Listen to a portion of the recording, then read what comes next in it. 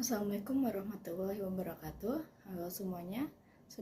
Perkenalkan saya Rifda Maharani Seju Putri dengan NIM 2300024163.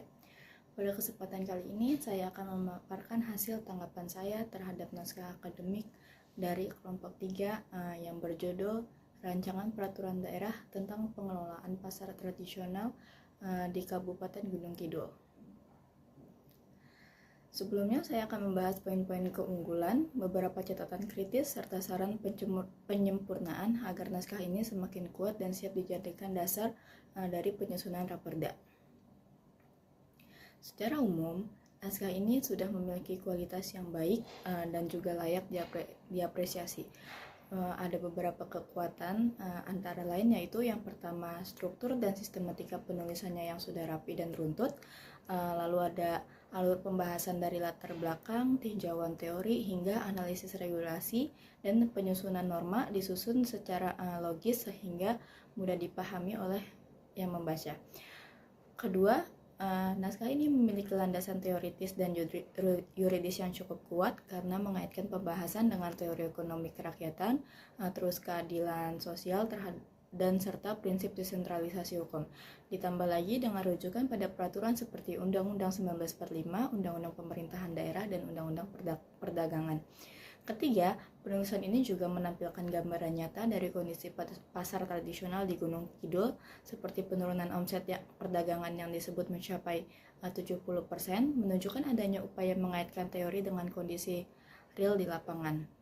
Lalu yang keempat itu ada pendekatan yang digunakan dalam kajiannya bersifat multidisipliner karena tidak hanya menyoroti aspek hukum, akan tetapi juga ekonomi, budaya, sosial, hingga tata ruangnya. Ini memperkaya analisis dan mencerminkan pemahaman terhadap kompleksitas isu pasar tradisional. Namun demikian, ada juga beberapa catatan kritis yang perlu diperhatikan.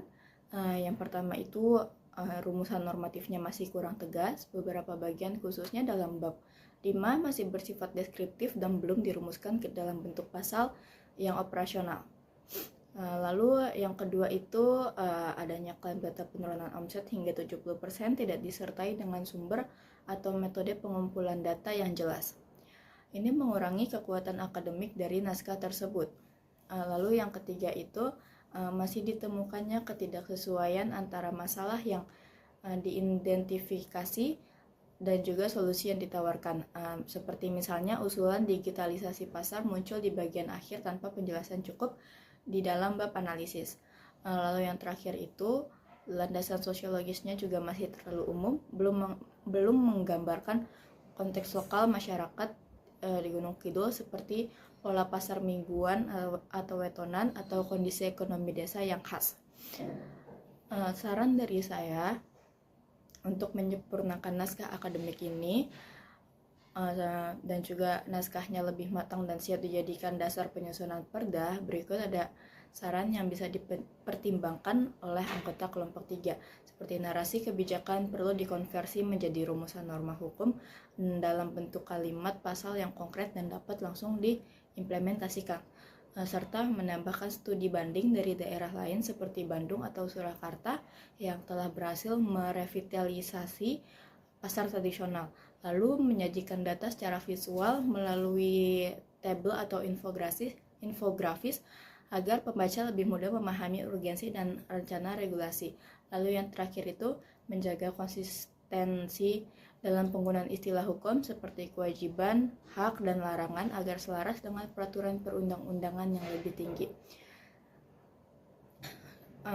Kesimpulan dari saya, naskah akademik ini mempunyai potensi besar sebagai dasar penyusunan raperda karena isi dan pendekatannya yang relevan dengan kondisi lokal, namun agar lebih implementatif dan kuat secara hukum, perlu dilakukan beberapa perbaikan terutama dalam hal perumusan norma, penguatan data, serta konteks lokal yang lebih tajam.